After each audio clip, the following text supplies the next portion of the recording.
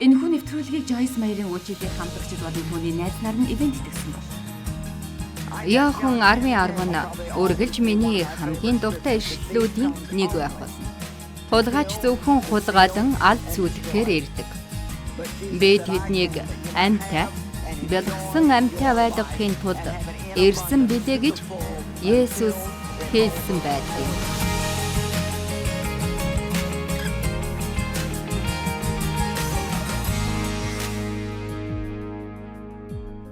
Та нараас хичнээн чи энэ тэмдгийг харж байсан бэ? Өнөө орой миний номлол бол машина зогсоолт хизээч удаан битгий тавь гэдэг нэртэй. Та нарын зарим нь амьдралаа хэтэрхий удаан нэг зогсоол тавиад орчихсон бөгөөд одоо машинаас сааж тэрхүү зогсоолоос машина гаргаж Есүсийг жолоочийн суудалд суулган хөдөлж эхлэх цаг болсон байлээ. Бид Эхлэл 11:31-ээс уншиж эхлэе.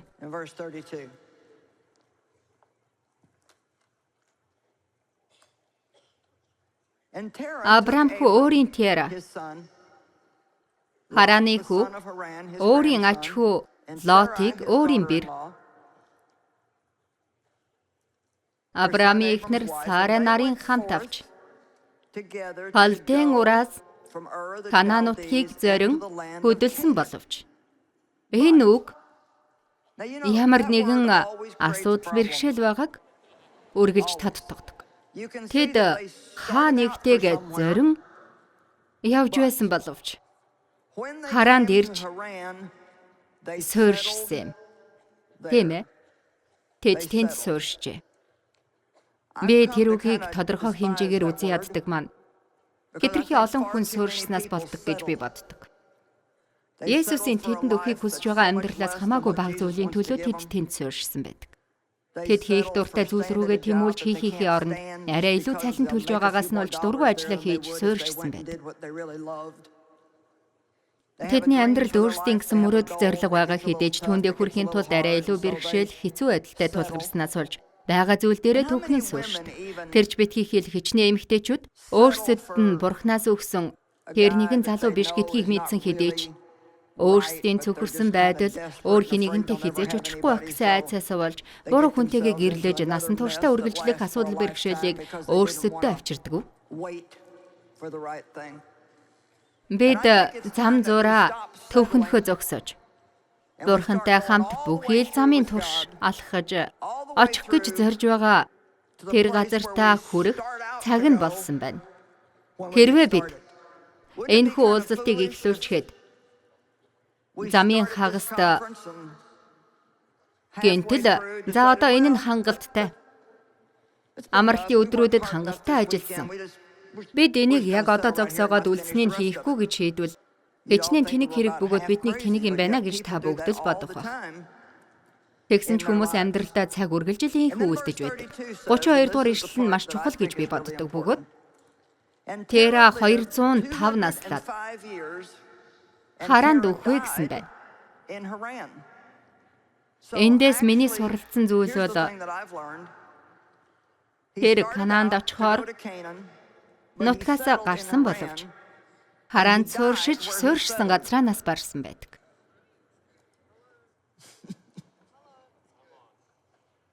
Магадгүй та амьсгалсаар байгаа бах. Гэхдээ хэрвээ та зүрх сэтгэлдээ байгаа зүйлээсээ бага юмн дээр суурьших юм бол таны дотор байгаа зүйл аяндаа мөхөх болно. Зүрх сэтгэлд чинь байгаа ямар нэгэн зүйл эсэж бүрэн мөхөх болно.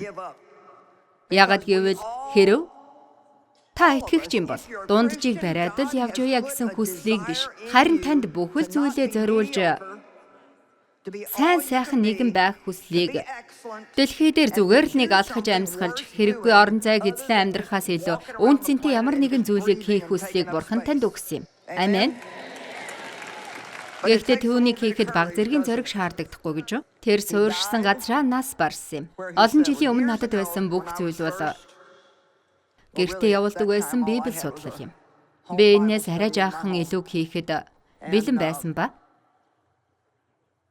Бид Библийн талаар улам ихийг суралцахын тулд хэдий тэрхүү хөтөлбөр нь Библийн коллежийн сургалт шиг биш ч гэсэндээ 7 хоногт 3 удаа орой явагдах Библи судлалыг манай цуглаан хийж эхэлсэн.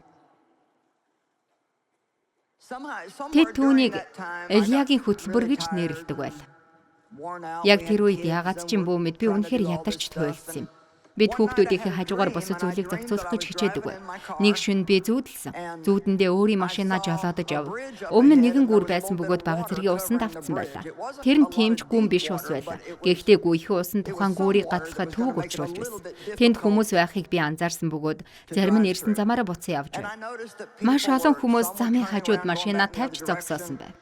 Тэгэд би бас машинаа замын хажууд тавьж зүүдэндээ үргэлжлүүлэн гүүрэн дээрх ус руу нэг хараад л тэгээд буцан эргэж хараад гүүрэн дээрхийг хараад л ирсэн зам руугаа эргэн хараад байж байлаа. Би урагшаа үргэлжлүүлээ явах уу ирсэн замаараа буцах уу гэдэг шийдвэрийг гаргах гэж хичээж байсан. Намайг сэрэнгүүт тэр зүүд маань юу гүгүүлж байгааг бурхан надад тэр дайруудаа мэдрүүлсэн. Амьдралт чинь болон миний дуудаж байгаа энэхүү аяллаа туршид чи замын хажууд машина тавь зогсоох маш олон боломж чамд олдох болно. Гэвч чи цааш үргэлжлүүлэн аян замаа бүгдийг туулах эсвэл аянаа бүрэн дуусгах шийдвэрийг ч гаргаж болно гэж тэр хэлсэн. Би та нарт л гэж хэлэхэд зарим чи машина амьдралынхаа замын хажууд нь тавьж хаа нэгтээ хөдлөхгүй зогсож байгаа билээ. Одоо машина асааж дахин жолоодож эхлэх цаг нь болсон. Учир нь бурхан танд мөрөөдлүүдийг өгсөн бөгөөд тэр хизээж буцааж авдаггүй. Тэдгээр мөрөөдлүүд таныг хүлээсээр байдаг. Та хийж чадах бүхнийг хийж байж болох хамгийн сайн агуу хүн байж тэр бүгдийг бурханы алдрын төлөө хийх цаг хугацаа танд байгаа. Амен. Саяхавтар шинээр гарсан Фургон доторх хадагтай гэдэг киног үзсэн хэн нэгэн байна уу? Би л ганцаараа тэр киног үзсэн болж таарч байна уу? Та тэр киног үзсэн байх нь. Тэр кино үнэхээр агуу утга санааг агуулсан байсан. Крис чи тэрнийг тэр киноны утга санааг нь ойлгосон уу? Би ойлгосон. Би тэрнийг 2 ч удаа үзсэн. Тэр нь болсон явдлаа сэтгүүлсэн кино гэсэн. Мөн номын кино болгон бичсэн зохиолч тэр киноны ихэнх үйл явдал нь үнэн түүх байсан гэж хэлж байсан. Тэр кинонд шар фургонд амьдардаг Шеферд эмэгтэй тухай өгүүлсэн бөгөөд фургоноо шараар бодсон. Тэр бол гэр оронгүй нэгэн байсан юм. Фургон нь тэрний гэр байлаа. Би тэр киног үзэж эхэлсний цорын ганц шалтгаан нь тэр эмэгтэй хүн байсан. Учир нь би тэр жүжигчэнд дуртай. Тэр эмэгтэй Даунтон Эббей киноны дүр тоглосон тул би тэр жүжигчэнд дуртай байдгийн. Киноныхаа бараг хагасыг үзснийхээ дараа би тэрнийг юуны төлөө үзээд байгаа юм болоо гэж бодож билээ.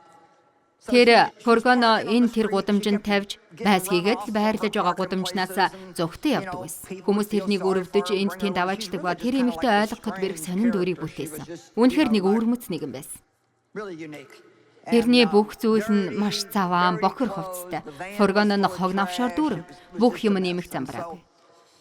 Нэгэн залуу тэр эмэгтэйг өрөвдснөөс болоод фургонын өөрийн байшингийн гараж руу орох зам дээр 3 сарын турш байрлуулахыг зөвшөөрсөн. Хэрвээ тэр эмэгтэй 3 сарын турш өөрийн гэсэн хаягтай байх юм бол нийгмийн халамжаас тусламж авах боломжтой болохоор байлаа. Түүнд ямар ч мөнгө байхгүй байсан болохоор тэр залуу тэрнийг тийм байдлаар тусламж хүртээсэй гэж үнэхээр хүсэж байв.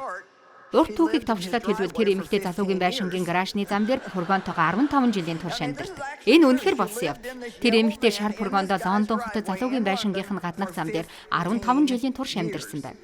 Нэг талаас харах юм бол тэр залуу эмэгтэйг хайрлаж, тэрэнд чин сэтгэлээсээ санаа тавьж байв. Нөгөө талаас харахад тэр эмэгтэй үнэхээр бусдаас өөрмөц ойлгогдошгүй нэгэн байсан тул тэр эрэгтэй тусламжийг аваа амьдарч байгаадаа бухимддаг байлаа. Яхаараа тэгж амьдрахыг хүснэ вэ гэж та гайхаж байж болох юм. Тэр эмэгтэй нэг удаа хүн дээр өвдсөн тул нөгөө залуу тэрэнд ямар нэгэн хамаатан цадан байгаа эсхийг мэдэж авахыг хичээсэн бөгөөд тэрэнд ах байдгийг олж мэдсэн. Тэр эмэгтэй яагаад ийм байдалтай болсныг мэдхийн тулд ахтай нь уулзахаар явсан юм. Ах нь тэрнээс Мэри одоо хүртэл төгөлдөр хураа тоглосоор байна уу гэж асуухад тэр та Мэри гэж андуурч хэлсэн баха. Тэрний нэрийг Маргарет гэдэг шүү дээ гэж хариулдаг. Ах нь үгүй дээ. Тэрний нэр Мэри гэж хэлдэг. Тэр эмэгтэй нэрээ хүртэл өөрчилсөн байна. Тэгээд нөгөө залуу ахаас нь тэр одоо хүртэл төгөлдөр хуур тоглож байгаа юу гэдэг чинь юу гэсэн үг вэ? Би тэрнийг төгөлдөр хуур тоглодог байсныг огт мэдэхгүй байна гэж хариулдаг. Ах нь нэг пензэг тоглож эхэлдэг бөгөөд тэр энийг хаадын өмнө тоглодог байсан. Яг үндэ төгөлдөр хуурын виртуоз байсан юм а гэж хэлдэг. Тийм юм бол тэр эмэгтэйд юу тоглосон болоо гэж та бодож байгаа үсттэй. Тэр эмэгтэй аялан явж төгөлдөр хуур тоглож агуу зүйлүүдийг хийдэг. Маш олон хүн тэрний тоглохыг үзэхээр ирдэг байв. Гэвч тэр бурханд үнэхээр хайртай. Түүнд үйлчлэхийг хүсдэг байсан тул гэлэммаа болохоор шийддэг. Түүнийг сүм хийдэд эрэхт нь нэгэн хахир хатуу гэлэммаа түүнийг хариуцсан авсан бөгөөд нэгэн орой төгөлдөр хуур тоглож байгаа тэдэнд баригддаг. Түүнийг хариуцж байсан гэлэммаа түүнд нэгэн зүйлийг маш сайн ойлгож авах хэрэгтэй гэж хэлдэг. Тэр эмэгтэй бурханд хэр их хайртайгаа түүний төлөө хэр зэрэг золиос гаргаж чадах эсгийг харуулахын тулд тэр төгөлдөр хуур тоглохоо бүр мөсөн болохыг бурхан түүнээс хүсэж байна хэмээн ахлагч гэлман түүнд хэлдэг. Та нар зарим зүйлийг хэлэхэд зарим үед шашин болон шашин мэт үйлчилдэг сүмийн дүрм журам зааврууд нь бурхантай ямар ч хамааралгүй байдаг юм. Тэдгээр нь танд байгаа сайн сайхан бүхнийг чинь танаас хулгайлдаг.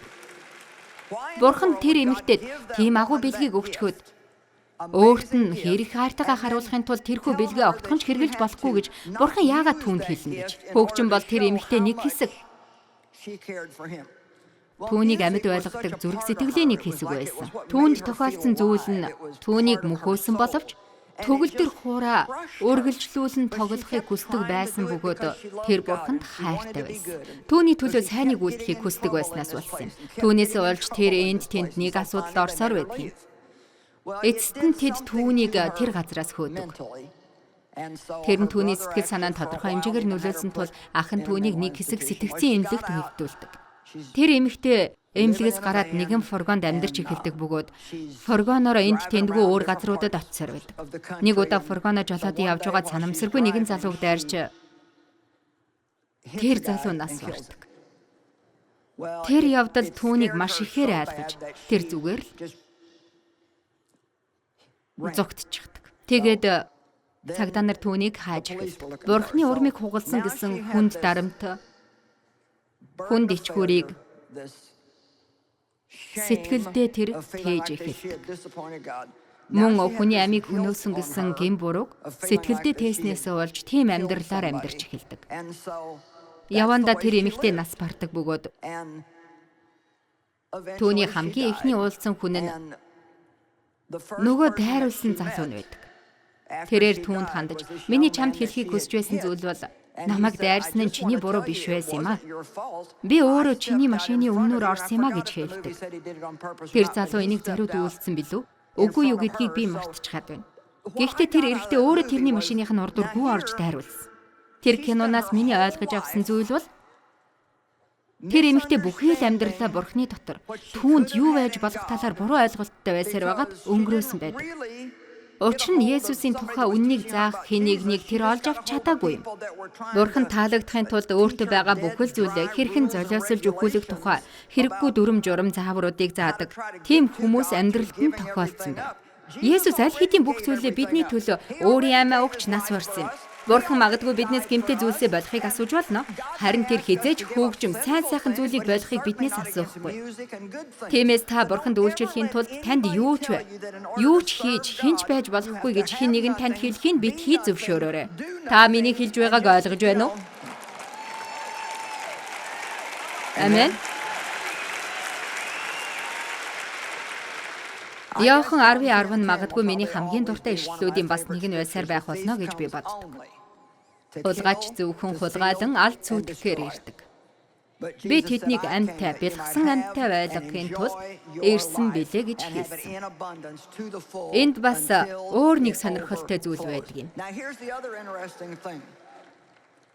Тэр эмэгтэй фургон дотроо нас бардаг. Энд дахиад л гарч байна. Тэр эмэгтэй суурьшсан газраа нас барсан. Өнөө орой нэгэн зүйл заагдаад байна. Тэр эмэгтэй машина зогсоол тавьсан. Тэр газраа нас барсан байдаг. Тэр машина зогсоож тавьсан газраа нас бард. Та нарт хэлэхэд хэрвээ та амьдрахыг хүсэж байгаа бол мотороо засч янзлан зоригтой амьдралаар амьдарч ямар нэгэн үн цэнтэй зүйлийг хийж эхлэх хэрэгтэй. Таныг заавал дэлхийд дахинд нэр алдарчин тархсан авралын зар тараагч эсвэл хаа нэгтээ эндрийн өмнө зогсох ёстой гэж хэлж байгаа юм биш ээ. Заавал алдартай дуучин байх ёстой гэж хэлээгүй. Харин та юу ч хийсэн байх хамаагүй хийж чадах хамгийн сайнаараа хийхийг болон та байж болох хамгийн сайн байхыг хичээх хэрэгтэй гэсэн үг юм. Амен.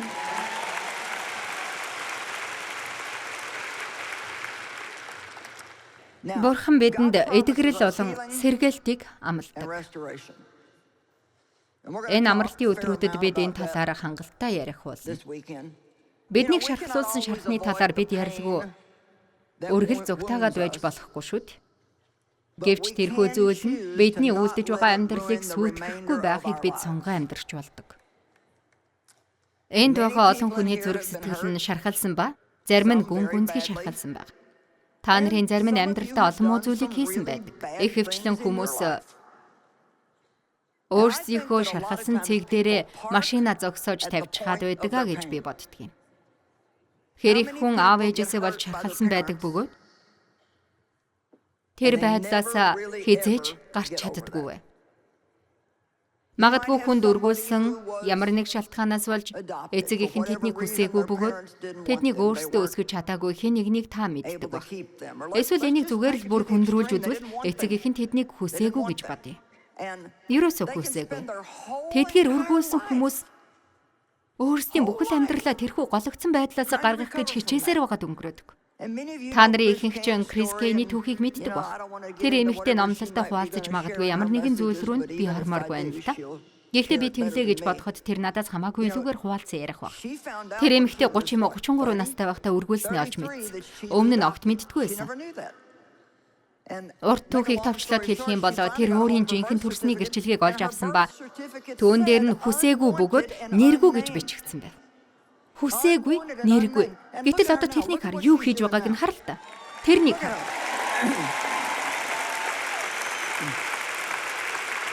Сэтгэл зүрхнийхээ шарахтай газраа тэр машина зогсоож тавиагүй л. Аав маань намайг олон жилийн турш бэлгийн хүчирхийл дуртуулсан хэдиж би түүнийг бараг л мартсан. Өөрийн шарахтай газраа би зогсож сууршаагүй юм. Би урагшаа тэмүүлж амьдрах болно гэсэн шийдвэрийг гаргасан. Юта мужийн ресторанд нэг эмэгтэйтэй уулзаж байснаа би санддаг. Тэр намайг харангуутаа шууд таньж өөрийнхөө түүхийг ярихыг хүссэн. Бүх юмс тэрний хувьд хэрэг буруу явагдаж байгаа бол өмнө ч гэсэндээ ингэж ирсэн талаараа тэр ярьж байсан бөгөөд Жойсо ерөнхийдөө хэлэхэд миний амьдралд болж байгаа юм нэг чалгаа гэсэн. Тэгэхээр нь би амьдрал надад ч бас сайнаар хандаагүй. Амьдралаа тэгтээ би үргэлжлүүлэн жолоодоо явахаар шийдсэн юм а гэж хэлсэн.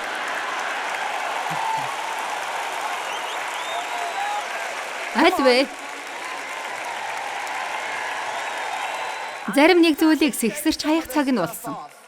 Хадны ангал руу унахад бэлэн юм шиг амьдрахаа зогсоож та нарын зарим нь бэрхшээл зовлон туулсан тул хүн бүр танд ямар нэгэн өөртөө мэтэр амьдралгаа болох цаг нь болсон. Хэрвээ таны зүрх сэтгэл шархалсан бол танд ямар нэгэн зүйлийг чинь буцаан төлөх хэрэгтэйд чинь эргэлзэх зүйлгүй юм. Гэвч нэгэн зүйлийг хийхэд танд буцаан төлж чадах цорын ганц хүн бол зөвхөн бурхан юм. Өөр хинч танд буцаан төлж чадахгүй. Та буруу хүмүүсээр өрөө төлөвлөх гэж хичээх тусам улмал бүр шархалж үргэлжлүүлэн шархалсаар байх болно. Бурхан л эдгэрэл болон сэргэн босгох үйлсийг хийдэг. Хэн нэгэн хүн өнгөрсөн хугацаанд өнгөрсөн 7 хоногт эсвэл өчигдөр таныг шархлуулснаас болж мөн та өөрөө зарим нэг буруу үйлдэлүүдийг хийснээсээ болж амьдрал чинь заавал сүрэлт хүрэх албагүй юм. Өнөө орой энд сууж байгаа хүмүүс, энийг зурагтаар үзэж байгаа хүмүүсийн дотор ямар нэгэн буруу зүйл хийсэн буруу зүйлээ бусдаас нууж байгаа болон та өөрөө ямар нэгэн зүйлээс нуугдж байгаа. Хадагтай шеферч хүмүүс баг. Та магадгүй хий нэгнийг фургоноороо мөргөө зүгтаагаагүй ч гэсэндэ. Гэхдээ тэр зүйл чинь хий нэгнийг шархлуулсан. Эсвэл та биеэ үнэлдэг. Хэд хэдэн удаа үр хөндүүлсэндээ одоо харамсдаг байж болох юм. Харамсах сэтгэл нь бараг л үр ашиггүй зүйл байдаг. Бид хийсэн зүйлийнхээ төлөө харамсаж болох гэдэг ч уучлал хүлээ авч цааш үргэлжлүүлэн амьдрах хэрэгтэй байдаг. Харамсаж амьдрах гэдэг нь танаас зөвхөн амьдралыг чинь сороод л авчихдаг юм. Амен. Хэрвээ та өнгөрсөнд буруу зүйл хийсэн, түүнийг одоо хүртэл сэтгэлдээ хатгалж өөрийгөө зовоож явж байгаа бол би энийг одоо сэгсэрч хаях болно. Тэгэж шийдэж байна гэж хэлэх цаг таны хувьд ирсэн. Бага байхад минь надад тохиолдсон зүйлийнхээ талаар зарим үед бодохдоо яг үннийг хэлэхэд олон жилийн өмнө миний таньдаг байсан хүний тухай би бодож байгаа юм шиг сэтгэгдэл одоо надад төрдөг. Тэр зүйл надтай огт хамааралгүй юм шиг сэтгэгдэл төрдөг бөгөөд би тухайн зүйлийг санан дурсаж суудаггүй. Хаяа тэр зүйл санаанд минь орж ирэх үед би үгүй тэр үе маань өнгөрсөн. Би түүнийг даван туулчихсан. Тэр үе рүүгээ би дахиж очихгүй гэдэг шийдвэрийг гаргах хэрэгтэй болдог. Гэхдээ та шийдвэрүүдийг гаргах хэрэгтэй болдог. Та цаг үргэлж мэдэрч байгаа мэдрэмжэндээ хөтлүүлэн амьдарч болохгүй. Бурхан эдгэрэл болон сэргээлтийг амласан байдаг. Иремья 30:17 бол үнэхээр агуу ишлэл юм. Учир нь би чамайг тэнхрүүлэн сэргэн, чамайг шархнаас чи эдгэнэ гэж эзэн тунхаглаж байна. Учир нь тэд энд төр зогсоод тэд хэдийн талаар ярьцгаая. Тэд юу гэж бодож ярьж юу хийж байгаа болоо гэдэг дээр бид маш их анхаарал хандуулдгийг ойлгоход үнэхээр бэрх санагддаг. Хэдэн жилийн өмнө нэг өдөр би тэд гэж хэмбэ гэдэг талаар бодож байлээ. Тэд бидний амьдралыг хөтлөхийн тэдэн зөвшөөрдөг боловч тэд гэж хэмбэ гэдгийг бид мэддэг. Тэд чамайг зайлуулдаг ч гэд. Тэд таныг юу гэж нэрлэдэг байх нь огтхон ч чухал биш. Бурхан юу гэж нэрлэх нь чухал байлээ. Энэ бол Сиам. Түүнийг хинч анхаардгүй гэдэг. Хинч. Би дуулал 27-гийн аргад маш их дуртай. Эцэг их минь намайг орхиход эзэн харин намайг авна. Өөрийн хүүхэд мэд намайг өөрчилж авна. Халелуя. Үлс 9:34. Түүнд Петр "Айни, Есүс Христ одоо чамайг эдгэн." Дэлгэрэнгүй Библийн хувилбарын зарим газруудад иймэрхүү баг зэргийн тайлбарыг тодтогхон бичсэн байдагт би дуртай. Тэр эдгэрлийг одоо үйлдэнэ. Өнөө орой яг одоо эзэн Есүс Христ таныг эдгэн гэдгийг би та нарт хэлмээр байна. Та цаашид цус шүүрч байгаа баахан нүхтэйгээ гэрлүүгээ харих шаардлагагүй болсон. Өнөө орой Бурхны хайр эдгэрэл сэргээлтийг хүлээ авах шийдвэрийг та гаргаж гэрлүүгээ бүрэн бүтэн болж харих боломж таны өмнө байна. Тэгэхээр та шархалсан газраа удаан зогсож үлдсэн амьдралаа сүрүүлэх шаардлагагүй. Амен. Та нараас хичнээн амьдралч магадгүй зогсоол гацсан зогссон бөгөөд одоо зөв зам руу урагшлан тэмүүлэх цаг минь болсон гэж бодцоож байна уу? Хэн нэгэн хүнд хэрэгтэй номлолыг номлож байгаа эсгээ би зүгээр л мэдхийг хүссэн юм аа.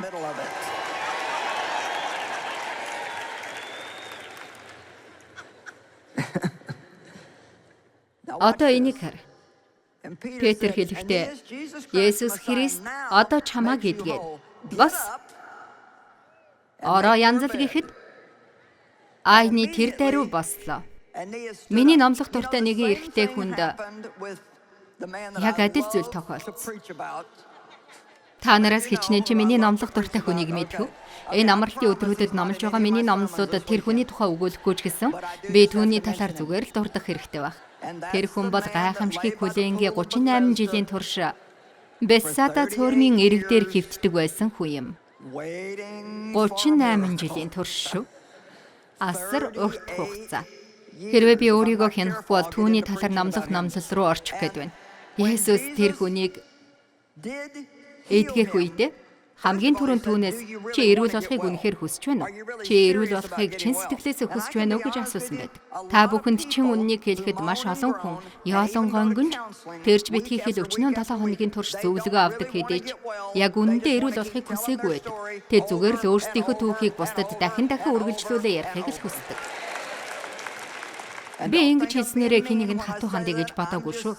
Хизээ нэгэн цаг та нар яриад байдаг зүйлээ үргэлжлүүлэн давтаад байгаагаа зогсоож түүнийг бодол санаанаас авч хаян Бурханы танаар хийлгэхийг хүсэж байгаа тэр зүйлийг та зүрх сэтгэлдээ оруулах хэрэгтэй гэж би хэлэх гэсэн юм. Амен. 38 жилийн турш тэнд хэвтэж байсан хүнийг эдгэхдээ тэр түүнд хандаж босоо гэж хэлсэн байдаг. Бос. Том анхаарлын тэмдэг. Дэвсгэрээ аваад алах гэж айлдав. Дэвсгэрээ ав гэдг нь одоо ямар учиртай байсан юм болов? Та хэнийгнийг дөнгөж эдгээчгээд ягаад ороо янзалж дэвсгэрээ ав гэж тэдэнд хэлэх шаардлагатай юм бол? Иймэрхүү үйл явдал хэд хэдэн газар дурддагддаг. Энэний учир шалтгааныг би юу гэж ойлгодог гэж? Амьдрал чи огт байхгүйсэн зүйлийг бид хийх болно. Чамд энэхүү зовлон бэрхшээлийг чинь дурдан сануулахгүй тулд энд ямар ч улам үргэлдэмээргүй. Зүгээр бас тэгснээр бид бүхэл эд мөрийн баримтыг устгах болно гэж Есүс хэлсэн гэдэгт би итгэдэг.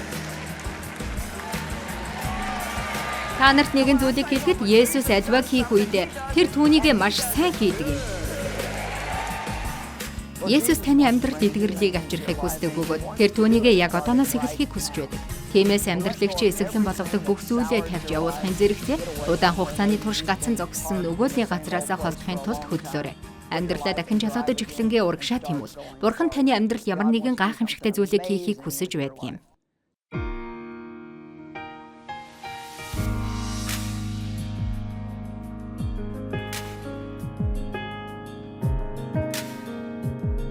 Энэхүү нэвтрүүлгийг Joyce Meyer-ийн үйлчил